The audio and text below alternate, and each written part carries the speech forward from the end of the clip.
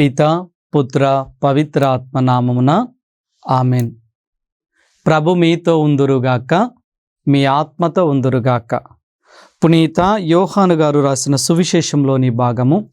ప్రభువ మీకు మహిమ కలుగునుగాక. యోహాను సువిశేషము 8వ అధ్యాయము 12వ వచనము. యేసు మరల వారితో, లోకమునకు వెలుగును నేనే.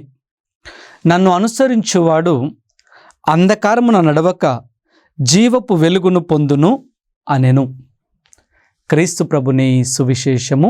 క్రీస్తువా మీకు స్తుతి కలుగునుగాక. Praise the Lord. Hallelujah, hallelujah, hallelujah. Praise the Lord. దేవుని ప్రియ సహోదరి సహోదరులారా, దివ్యవాణి వీక్షిస్తున్నటువంటి విశ్వాసులారా, అందరూ బాగున్నారా? బాగున్న వారందరం కూడా మరి ఒక్కసారి దేవుని నామంలో ప్రైజ్ ద లార్డ్ చెప్దామా? Praise the Lord. హల్లెలూయా. ప్రియ స్నేహితులారా, పోయిన వారము మనము యోహాను సువిశేషము 8వ అధ్యాయంలోని మొదటి భాగాన్ని చూసాం. అందులో పాపమున పట్టుబడిన స్త్రీ యొక్క పశ్చాత్తాపాన్ని మనం గమనించాం.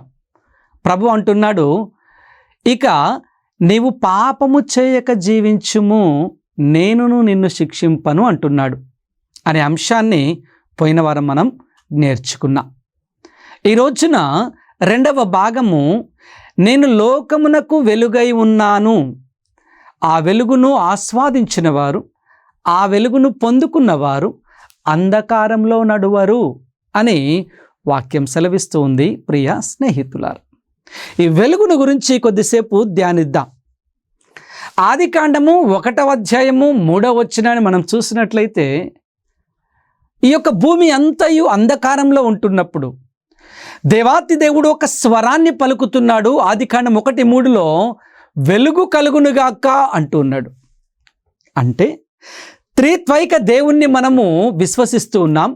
త్రిత్వంలో పుత్రుడు ఉన్నాడు కాబట్టి ఆదిలోనే క్రీస్తు ప్రభువు తండ్రితోనూ పరిశుద్ధాత్మతో ఉన్నాడు అని మనం నమ్ముతున్నాం. అందుకే ఆయన యోహానులో, నేను ఈ లోకమునకు వెలుగై ఉన్నాను అంటే ఆ యావే దేవుని యొక్క స్వరములో ఆదికాండంలో వెలుగు కలుగునుగాక అన్నప్పుడు ఆయన ఉన్నాడు. ఈ రోజున ఆయన మనతో ఉన్నాడు. Praise the Lord. అంటే ఈ భూమి అంధకారంలో ఉన్నప్పుడు, శూన్యంలో ఉన్నప్పుడు, ఈ శూన్యంలో నుండి దేవుడు ఏమిస్తున్నాడంట? వెలుగునిస్తూ ఉన్నాడు. ఆ వెలుగులో మనం జీవించటానికి ఈ భూమిని అంతటిని అంధకారం నుండి వెలుగులోనికి తీసుకొని వస్తూ ఉన్నాడు. ఈ వెలుగులో మనందరము ఉండటానికి ఆయన ఈ యొక్క ప్రకృతిని అంతటిని సంసిద్ధం చేస్తున్నాడు. ఈ సంసిద్ధం చేసే భాగంలోనే మొట్టమొదటిగా ఆయన సృష్టించినది వెలుగుని. ఆ వెలుగులో మనము ఎదగటానికి, ఆ వెలుగుని పట్టుకొని జీవించటానికి, ఆ వెలుగుతో సహవాసము చేయటానికి వెలుగు కలుగునుగాక అన్నాడు. దేవుని ప్రియ బిడ్డలారా, నిర్గమకాండము 3వ అధ్యాయము 1, 2, 3 వచనాలు చూసినట్లయితే, మోషే కూడా దేవుని యొక్క పర్వతము మీద, కొండ మీద, హోరేబు పర్వతము మీద ఏదో నిప్పు పొద మాడుచూ ఉన్నది, అది మండుచూ ఉన్నది, మరియు అది తరిగిపోవటలేదు. ఈ విచిత్రమేమో చూద్దాము అని మోషే హోరేబు పర్వతం ఎక్కుతున్నాడు. అక్కడ కూడా మరి ఒక్కసారి ఆ వెలుగు మోషే దర్శించినప్పుడు, ఆ వెలుగును మోషే ఆయన పొందుకుంటున్నప్పుడు, ఆ వెలుగును తట్టుకోలేక ఆయన తన వస్త్రముతో ముఖమును కప్పుకొనెను అని నిర్గమకాండము 3వ అధ్యాయము 6, 7 వచనాలు మనకు సెలవిస్తున్నాయి. ప్రియ స్నేహితులారా, అంటే మనం అర్థం చేసుకోవలసినది, ఆ క్రీస్తు దగ్గరికి వచ్చినప్పుడు, ఆ యెహోవా దగ్గరికి వచ్చినప్పుడు, ఆ పరిశుద్ధ ఆత్మదేవుని మనము ఆహ్వానించుకుంటున్నప్పుడు మనము వెలుగుతో నిండిపోతాము, ఉత్సాహముతో నిండిపోతాము, ఆనందముతో నిండిపోతాము అనేది మొదటిగా గమనించాలి. రెండవదిగా, అంధకారము నుండి మనము బయటికి వచ్చేస్తాము. చీకటి నుంచి, ఇబ్బంది నుంచి, కన్నీటి నుంచి ఆ వెలుగును మనం ఆస్వాదించినప్పుడు అవన్నీ బలహీనతలు అన్నీ కూడా తొలగిపోయి ఆ దేవాతి దేవుని యొక్క వెలుగు నీడలో మనం బ్రతుకుతూ ఉంటాం. అదే నిర్గమకాండంలో ఇజ్రాయేలు ప్రజలందరూ కూడా ఎడారిలో ప్రయాణం చేస్తూ ఉన్నప్పుడు పగలు మేఘస్తంభము వలె, అగ్ని స్తంభము వలె రాత్రిపూట ఏం చేశారంట, దేవాతి దేవుడు ఇజ్రాయేలు ప్రజలను కనాను దేశానికి నడిపించు ప్రాంతంలో సహాయుడిగా ఉన్నాడు. పగలంతా కూడా మేఘస్తంభం రూపంలో వారిని కంటికి రెప్పలా కాచి కాపాడుతూ ఉన్నాడు. రాత్రిపూట అగ్ని స్తంభము వలె, వెలుగు వలె, పగటి మాదిరిగా రాత్రి కూడా ఉండునట్లుగా దేవుడు ఆ బిడ్డలను కాపాడాడు. ఎందుకోసమో తెలుసా? దేవుడికి నీ మీద నా మీద ఉన్నటువంటి ప్రేమతో ఆ వెలుగులోనే వాళ్ళు ప్రయాణం చేయాలి అని, ఆ యొక్క వెలుగులోనే జీవించాలి అని ఆయన ఒక నిర్ణయాన్ని తీసుకున్నాడు. కాబట్టి ఆ నిర్ణయానికి కట్టుబడ్డటువంటి దేవుడు బాధ్యతాయుతముగా తాను ప్రేమించినటువంటి బిడ్డలందరినీ కూడా ఆయన పాలు తేనెలు కలిగినటువంటి ప్రాంతానికి తీసుకొని పోతున్నాడు. అది క్రీస్తు వెలుగు అంటే. ప్రియ స్నేహితులారా, మరి నీవు నేను ఆ వెలుగును ఆస్వాదించడానికి వస్తూ ఉన్నామా? ఆత్మ పరిశీలన చేసుకుందాం. ఇంకా ఎన్ని రోజులు మనం ఉంటామో తెలియదు, కానీ ఉన్నన్ని రోజులు ఆ వెలుగులో, ఆ సంతోషంలో, ఆ కరుణామయాన్ని హత్తుకొని మనం ఎప్పుడైతే జీవిస్తామో అప్పుడు దేవునికి ఉన్నతమైన బిడ్డలుగా జీవించే భాగ్యం మనందరికీ ప్రసాదిస్తాడు. ఆ వెలుగు మనల్ని ప్రతి అంధకారం నుండి బయటికి తీసుకొని వస్తూ ఉంది. మరి ఏ విధముగా మానవుడు ఈ వెలుగుని పోగొట్టుకున్నాడు? దాన్ని కూడా ఒక్కసారి చూసినట్లయితే అదే ఆదికాండము 3వ అధ్యాయాన్ని గమనించినట్లయితే కనుక ఇక్కడ శోధకుడు ఏం చేస్తున్నాడట? మానవుణ్ణి దగ్గరికి వస్తున్నాడు, మానవుణ్ణి శోధిస్తూ ఉన్నాడు. వెలుగులో ఉన్నటువంటి మానవుణ్ణి శోధకుడు ఏం చేస్తున్నాడు? మీరు దేవుని అంతటి వారవుతారు ఈ పండు తింటే, కాబట్టి మీరు తినండి అని ప్రోత్సహిస్తూ ఉన్నారు. శోధకుడి యొక్క మాటలకు భార్యాభర్తలు ఇద్దరు కూడా ముగ్ధులైపోయి ఆ శోధకుని యొక్క మాటలకు పడిపోయి తినవద్దన్న పండును వారు తింటూ ఉన్నారు. మానవుడు దైవ చిత్తం నుండి దూరం అయ్యాడు. అందుకే ఏమైందంట? మానవులలో అంధకారము అనేది వ్యాపించింది. మానవులలో ఎప్పుడైతే అంధకారము వ్యాపించి ఉందో అప్పుడు మానవులలో పాపము మొదలైంది. ఆ పాపమే ఎలా మానవుడికి వచ్చిందంట? జన్మ పాప రూపంలో చీకటిలో ఉన్నటువంటి మనము ఆ జన్మ పాపాన్ని తొలగించుకోవటానికి జ్ఞానస్నానం అనే ప్రమాణం ద్వారా, దివ్య సంస్కారం ద్వారా మళ్ళీ వెలుగుని పొందుకుంటూ ఉన్నాం. Praise the lord.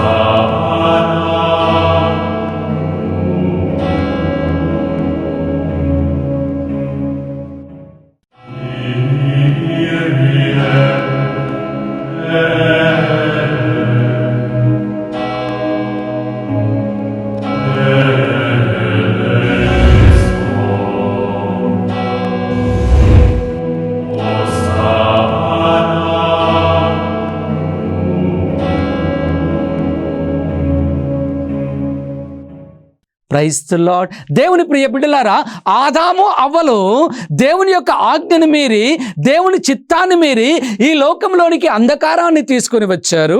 అయినప్పటికీ దేవుడు ఆదాము అవ్వలను విడిచిపెట్టకుండా మీరు కష్టపడి శ్రమించి పనిచేయండి అని శిక్ష విధించినా కానీ ఆ శిక్షలో కూడా యావే దేవుడు ఆదాము అవ్వలకు తోడుగా ఉండి ఆ శిక్ష నుండి బయటికి రావటానికి, మళ్ళీ వాళ్ళు వెలుగులోనికి పొందుకోవటానికి జ్ఞానస్నానం అనే ఒక ఒడంబడిక ద్వారా, దివ్య సంస్కారం ద్వారా మరి ఒక్కసారి మానవుడు ఆ పాపం నుండి బయటికి రావటానికి ఒక చక్కటి అవకాశం ఇచ్చాడు. ప్రియ స్నేహితులారా, అందుకే బిడ్డడు పుట్టగానే జన్మ పాపముతో పుడుతున్నాడు అంటాం.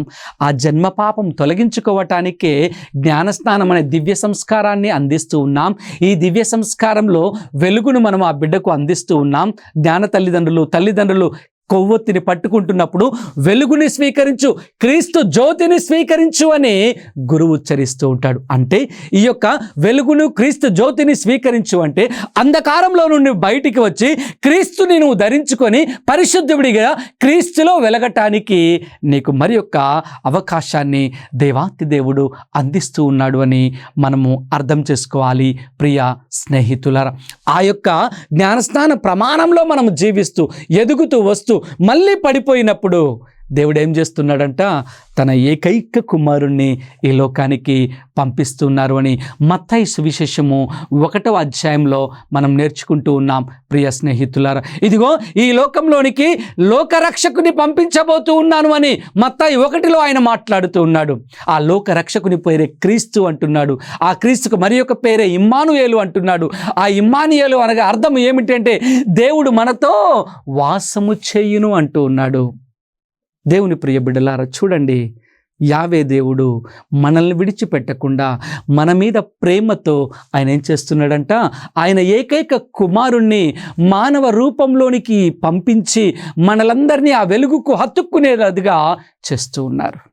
మరి నీవు నేను ఆ వెలుగునకు మరి సాక్ష్యభూతులుగా జీవిస్తూ ఉన్నామా? ఆత్మ పరిశీలన చేసుకోవాలి.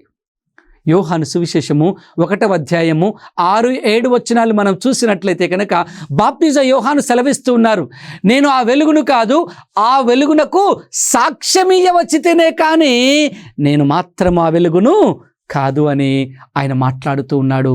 దేవుని ప్రియ బిడ్డలారా, మరి క్రీస్తు ఈ రోజున మనం విన్నటువంటి మాటలో యోహాను సువిశేషము 8:12లో నేను లోకమునకు వెలుగై ఉన్నాను అని తనంతట తాను పలుకుతూ ఉన్నప్పుడు ఆ వెలుగునకు మనం ఎందుకు దగ్గర కాలేకపోతూ ఉన్నాం? ఆత్మ పరిశీలన. రెండవది ఏమీ లేదు దేవుని ప్రియ బిడ్డలారా, ఓన్లీ ఆత్మ పరిశీలన మాత్రమే మనం చేయాలి. ఎప్పుడైతే ఆత్మ పరిశీలన చేసుకుంటామో మనది మనకి అర్థమవుతుంది. మనది మనకు అర్థమైనప్పుడు మన జీవితాన్ని సరిచేసుకొని ఏం చేయాలంట, ఆ వెలుగును ఆస్వాదించాలి. ఆ వెలుగులోనికి మనము మరి కాలు ముందుకు వేయాలి. ఆ వెలుగులో మనం జీవించడానికి ప్రయత్నం చేయాలి. అందుకే ప్రభు అంటూ ఉన్నారు, ఆ వెలుగును అనుసరించువారు అంధకారమున ఉండక జీవపు వెలుగును పొందుకుంటారు అంటున్నాడు. ప్రైజ్ ది లార్డ్, హల్లెలూయా. యోహాను 8:12లోని 2వ భాగంలో అంధకారము నుండి జీవపు వెలుగులోనికి, శాశ్వతమైనటువంటి వెలుగులోనికి మనము ప్రవేశిస్తాము అని వాక్యం మనకు నేర్పిస్తూ ఉంది. ప్రియ సహోదరి సహోదరులారా, ఆ వెలుగు ఎవరు అంట? క్రీస్తు ప్రభు. ఆ వెలుగు సాక్షిగా ఎప్పుడైతే మనం ఉంటామో అప్పుడు మనమందరము బలపడుతూ ఉంటాం, మనందరము ధైర్యం తెచ్చుకుంటూ ఉంటాం, మనందరము కూడా ఆయన యొక్క నిత్య రాజ్యంలో అర్హతను సంపాదించుకుంటాం అనేది ఈ వాక్యము మనకు నేర్పిస్తుంది. అపోస్తుల కార్యంలో 2వ అధ్యాయం 2వ వచనంలో కూడా శిష్యులందరూ భయముతో ఒక గదిలో ఉండి ప్రార్థన చేస్తూ ఉండగా అక్కడ పరిశుద్ధాత్మ దేవుడు అగ్ని రూపము వలె ఏం చేస్తున్నాడంట, వారందరి మీద వేం చేసి వస్తున్నారు. మరి యొక్క వెలుగు పునరుత్థాన క్రీస్తు ప్రభువు వారి మీద అగ్ని నాలుకల వలె వేం చేసి ఆ వెలుగు ద్వారా ధైర్యపు ఆత్మను ఆయన అందిస్తూ ఉన్నాడు. ప్రియ స్నేహితులారా, ఈరోజున నీవు నేను గ్రహించుకోవలసినది ఏమిటి అంటే, ఆ అగ్ని నాలుక అయినటువంటి పరిశుద్ధాత్మ దేవుణ్ణి నీవు నేను జ్ఞానస్నానంలో ఆహ్వానించుకొని మనం ఏం చేస్తున్నాం, మర్చిపోతున్నాం. ఈ రోజున దేవాతి దేవుడు జ్ఞాపకం చేస్తూ ఉన్నాడు. ఆ పరిశుద్ధాత్మను పొందుకున్నటువంటి మనము, ఆ పరిశుద్ధాత్మను స్వీకరించినటువంటి మనము, ఆ పరిశుద్ధ ఆత్మకు స్వాగతాన్ని ఇచ్చినటువంటి మనము ఈ రోజున ఆత్మదేవునితో సహవాసము చేయకుండా ఈ లోకంలో సహవాసం చేసి ఆత్మదేవుని మనం అంధకారమునకు నెట్టివేస్తూ ఉన్నాం. ఈ లోక ఆశలలో మనం ఎదుగుతూ ఉన్నాం. ఈ ఎదుగుతూ ఉన్నప్పుడు దైవాన్ని, ఆధ్యాత్మికతను మరిచిపోతూ ఉన్నప్పుడు మన జీవితంలో కష్టం ఎదురవుతుంది, మన జీవితంలో సమస్య ఎదురవుతుంది, మన జీవితంలో బాధలు ఎదురవుతూ ఉన్నాయని ఈరోజున గ్రహించాలి. కొన్ని సందర్భాల్లో మనం చూస్తూ ఉంటాం, మనందరము కూడా బైబిల్ పట్టుకొని చాలా శ్రద్ధగా ఉంటాం, బైబిల్ పట్టుకొని శ్రద్ధగా చదువుకుంటూ ఉంటాం, జపమాలను పట్టుకొని విశ్వాసంతో జపమాలను జపిస్తూ ఉంటాం. కానీ కుటుంబ జీవితంలో ఏముండదంట, శాంతి ఉండదు, సమాధానం ఉండదు. ఎందుకంటే కేవలము నలుగురు చూడటానికే బైబిల్ మోస్తూ ఉంటాం, నలుగురు చూడటానికే విశ్వాసుల వలె జపమాలను జరిస్తూ ఉంటాం, కానీ హృదయంలో ఆత్మ పరిశీలన మాత్రం చేసుకోము. అందుకే అంధకారం. దేవుని ప్రియ బిడ్డలారా, మనము మన యొక్క ఆత్మదేవునితో సహవాసము చేయటం లేదు, లోకముతో సహవాసం చేస్తూ ఉన్నాము. లోక మెప్పింపు కోసము మనం ఏం చేస్తున్నామంట, పెదవుల ద్వారా ఆ తండ్రి దేవుణ్ణి, ఆ క్రీస్తు ప్రభువుని, పరిశుద్ధాత్మ దేవుణ్ణి మనము పెదవుల ద్వారానే పూజిస్తూ ఉన్నాం. ఆధ్యాత్మికముగా అంతరంగము నుండి ఆయన్ని పూజించటం లేదు. ఆ ఆత్మదేవుని మనం అణిచివేస్తూ ఉన్నాం. అందుకనే మనం అంధకారంలోనికి పోతూ ఉన్నాం. చాలా సందర్భాల్లో వింటూ ఉంటాం, మేము చాలా ప్రార్థనలు చేస్తాం స్వామి, పూజల్లో పాల్గొంటాం, దివ్య సప్రసాదం స్వీకరిస్తాం, జపమాలను ధరిస్తూ ఉంటాం, దాన ధర్మాలు చేస్తూ ఉంటాం, ఇంకా మా జీవితాల్లో సమస్యలు ఉన్నాయి స్వామి, మా జీవితంలో చీకటి ఉంటుంది స్వామి అంటూ ఉంటారు. చీకటి ఉంటూనే ఉంటుంది దేవుని ప్రియ బిడ్డలారా. ఎందుకంటే మనము హృదయం నుండి మనము ఏది చేయటం లేదు. గ్రహించుకోండి. కేవలము బయట ప్రజల కోసము, ప్రజల మెప్పుల కోసమే మనము ప్రాకులాడుతున్నాము తప్పితే హృదయాంతరంగంలో నుండి మనము గనక ఆలోచన చేసినట్లయితే, నిజముగా నేను నా దేవుని కోసము ఈ దివ్య బలి పూజలో పాల్గొంటున్నానా, నా దేవుడు నాతో మాట్లాడుతాడు నిజముగా అని వాక్యం చదువుతున్నామా, మరియ తల్లి యొక్క విజ్ఞాపన ప్రార్థన నాకు దొరుకుతుంది, నా కుటుంబానికి దొరుకుతుంది, నా సమస్యలు మరియ తల్లి యొక్క విజ్ఞాపన ప్రార్థనలో జపమాల రూపంలో తీరిపోతాయి అని నమ్మకముతో మనం చెప్పించుకుంటున్నామా అంటే, హృదయాంతరంగంలో నుండి సమాధానం ఇచ్చినట్లయితే కనుక సమాధానం మనకు దొరుకుతుంది. ఆ సమాధానమే ఏమిటి అంటే లేదు అని. కాబట్టి ఈ వాక్యాన్ని వింటున్నటువంటి మనం ఆ వెలుగులోనికి మనం రావాలి అనుకుంటే గనక, ఆ వెలుగులోనే మనం నివసించాలి అనుకుంటే గనక ఎలా ఉండాలి అంట, లోకం వైపునకు చూడకుండా మనం ఆధ్యాత్మికంగా మన హృదయంలోనికి మనం చూసుకుంటూ, మన హృదయ పరివర్తనను మనం కలిగి జీవిస్తూ ఆ వెలుగుని మనం ఆస్వాదించినట్లయితే కనుక, మోషేను ఏ విధంగా దేవుడు ఎన్నుకున్నాడో నడిపించాడో అదే విధముగా నన్ను కూడా ఒక మోషే మాదిరిగా ఆయన ఎన్నుకొని ఈ లోకంలో నడిపిస్తాడు, సాక్ష్యంగా నిలబెడతాడు, కుటుంబాన్ని లేవనెత్తుతాడు, కుటుంబాన్ని వెలుగుతో నింపుతాడు, కుటుంబాన్ని ఆత్మతో నింపుతాడు, కుటుంబాన్ని సత్యములో ఆయన నిలబెడతాడు. ఎందుకంటే ఆయన సత్య స్వరూపి అని యోహాను సువిశేషము 8వ అధ్యాయము 13వ వచనంలో, నేను సాక్ష్యమును సత్యముగానే చెప్తాను, నేను సత్యమునకు సాక్ష్యం ఇవ్వటానికే వచ్చాను అని ప్రభు మాట్లాడుతూ ఉన్నాడు. కాబట్టి ఆ సత్యవంతుడితో మనం ఉండాలి అంటే వెలుగుని ఆశ్రయించాలి. ఆ వెలుగులో మనం ఉన్నప్పుడే ఆ సత్యానికి సాక్ష్యముగా నిలబడగలుగుతాం. ఆ సత్యం యొక్క పేరే క్రీస్తు అని మరి ఒక్కసారి ఆయన మనకు తెలియపరుస్తూ ఉన్నాడు. దేవుని ప్రియ స్నేహితులారా, యోహాను సువిశేషం 8వ అధ్యాయము 15వ వచనాన్ని మనం చూసినట్లయితే, కేవలము మానవ స్వభావమును అనుసరించి తీర్చుచున్నారు, నేను ఎవరిని తీర్పు చేయుటలేదు. ఈ రోజుల్లో తీర్పు చాలా తేలిగ్గా తీర్చేస్తూ ఉంటాం. 10 మంది ఎక్కువ ఎటు మాట్లాడితే అటే మనము తీర్పు విధిస్తూ ఉంటాం. కానీ క్రీస్తు ప్రభు ఎప్పుడు ఒంటరిగా తీర్పు ఇవ్వటం లేదు. ఆయన తీర్పు ఇచ్చాడంటే తండ్రి దేవుడు, ఆత్మదేవుడు ఇద్దరు కలిసి, అంటే మొత్తం 3 కలిసి ఆయన తీర్పు విధిస్తూ ఉన్నారు. ఆ తీర్పు సత్యమైనది, న్యాయమైనది, అది త్రొట్టిల్లినటువంటి తీర్పు. కానీ మానవుడి తీర్పు అబద్ధముతో కూడినటువంటిది, మోసముతో కూడినటువంటిది, తన లాభాల కోసము మరి పొందుకోవటానికి చూస్తున్నటువంటి తీర్పులు, మానవుని యొక్క తీర్పులు. దేవుని ప్రియ బిడ్డలారా, అందుకే ప్రభు అంటున్నాడు, మీ వలె అంటే మానవుని వలె నేను తీర్పును తీర్చటం లేదు, తీర్పును విధించటం లేదు. నేను తండ్రి రూపము ద్వారా, తండ్రి నాకు ఏదైతే తెలియపరిచారో దాని ద్వారా మాత్రమే తీర్పును తీర్చుచున్నాను అని వాక్యం సెలవిస్తూ ఉంది. ప్రియ స్నేహితులారా, ఈ రోజులలో తీర్పు విధించటం మానవుడికి చాలా తేలికగా ఉంటూ ఉంది. తీర్పు చెప్పడం మానవుడికి తేలికగా ఉంటుంది. ఒక కథోలికుడిగా మనము తీర్పు తీర్చాలి అంటే మనము చాలా ధైర్యం కలిగినటువంటి వారమై ఉండాలి, దైవ ప్రేమలో ఉన్నటువంటి వారమై ఉండాలి, దేవుని ఆజ్ఞలో మనము ఎదిగిన వారమై ఉండాలి. చివరిగా దేవుని యొక్క జ్ఞానమును పొందుకున్నటువంటి బిడ్డలము అయితేనే తీర్పును తీర్చే బిడ్డలముగా ఉండాలి. అలానే తప్పితే ఏదో మానవుడు మన దగ్గరికి పెద్దరికానికి మన కాడికి వచ్చినప్పుడు తీర్పు తీర్చండి అన్నప్పుడు మనము దేవుని మీద ఆధారపడి మాట్లాడటానికి దేవుని యొక్క శక్తిని, సహాయాన్ని అడగాలి. దేవుని ప్రియ బిడ్డలారా, అందుకే మారదాం, మలుచుకుందాం, ప్రభువులోనికి వెళుదాం, ప్రభు యొక్క వెలుగులో నడుద్దాం. తద్వారా దేవుడు ఏం చేస్తాడంట, మనకు శక్తిని, జ్ఞానమును, వరప్రసాదాలను దయచేసి ధైర్యపు ఆత్మతో మనలను ముందుకు నడిపిస్తాడు. ప్రియ స్నేహితులారా, అందుకే తండ్రి దేవుడి మీద యేసునాస్వామి ఏ విధంగా ఆధారపడ్డారో నేను మనందరము కూడా యేసునాస్వామి మీద ఆధారపడి ఆ తండ్రితో ఏకీభవించి ఆత్మను మనము పొందుకొని ఆత్మతో మనము ప్రజలతో మాట్లాడినట్లయితే అది దేవుని యొక్క తీర్పుగా ఉంటూ ఉంది అని ఈనాటి వాక్యము మనకు నేర్పిస్తూ ఉంది. ప్రియ స్నేహితులరా, చివరిగా మనము ఇదే అధ్యాయంలోని 2వ భాగంలోని 20వ వచనాన్ని మనం చూసినట్లయితే కనుక, యేసు దేవాలయమున కోశాగారము చెంత బోధించుచు ఇట్లు చెప్పాను, కానీ ఎవరునూ ఆయనను పట్టుకొనలేదు, ఏలైనా ఆయన గడియ ఇంకనూ రాలేదు. ఆయన మనకుతో మాట్లాడుతూ ఉన్నప్పుడు, అందరితో మాట్లాడుతూ ఉన్నప్పుడు ఎవ్వరూ కూడా ఆయన మీద చెయ్యి వేయటానికి సాహసం చేయలేదు. ప్రియ స్నేహితులారా, కావుననే నీవు నేను మాట్లాడుతున్నప్పుడు, నీవు నేను కలిసిమెలిసి ఉంటూ ఉన్నప్పుడు మనము కూడా దేవునితో ఉన్నాము అని గ్రహించాలి. దేవునితో మనము ప్రయాణం చేస్తున్నామని గుర్తెరగాలి. మనం ఒక మాట మాట్లాడుతున్నప్పుడు దైవ జ్ఞానాన్ని పొందుకోవాలి, దైవ వెలుగును మనం ఆస్వాదించాలి, పవిత్రాత్మ వెలుగును మనము పొందుకోవాలి.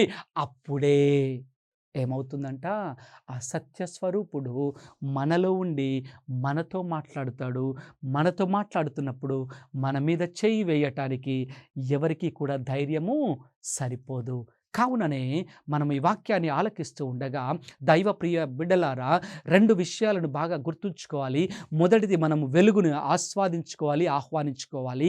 రెండవదిగా, ఆయనే వెలుగై ఉన్నాడు కాబట్టి, ఆయనే సత్యవంతుడు కాబట్టి ఆ సత్యమూర్తి యొక్క జ్ఞానాన్ని పొందుకొని, మూడవదిగా తీర్పుని అంటే మాట్లాడే శక్తిని కలిగి ఉండాలి అనేది ఆయన ఈ వాక్యం ద్వారా మనకు నేర్పిస్తూ ఉన్నాడు.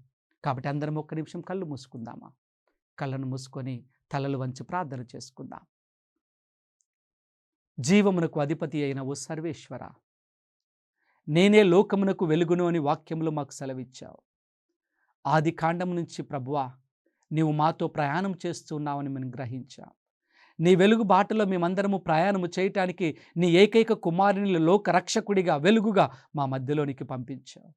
ప్రభువా, ఆయన మా కోసము సిలువలో మరణించి ఉత్థానుడై ఉత్థానపు వెలుగు ద్వారా పరిశుద్ధ ఆత్మ అగ్ని వెలుగుతో మమ్మల్ని ముందుకు నడిపిస్తూ ఉన్నారు. మేమందరము అంధకారంలో పడిపోకుండా నీ యొక్క కుమారుడు మా ప్రభువైన క్రీస్తు వెలుగులో మేము ప్రయాణం చేయులాగున నీ శక్తిని, నీ సహాయాన్ని మా అందరికీ అందించండి. మరి ముఖ్యంగా ఈ వాక్యాన్ని ఆలకిస్తున్నటువంటి బిడ్డలందరినీ కూడా ప్రత్యేక విధముగా ఆశీర్వదించండి. నీ వెలుగును బిడ్డలందరికీ ప్రసాదించండి. వారి వారి కుటుంబాలలో నీ వెలుగు వచ్చునుగాక ప్రభువా.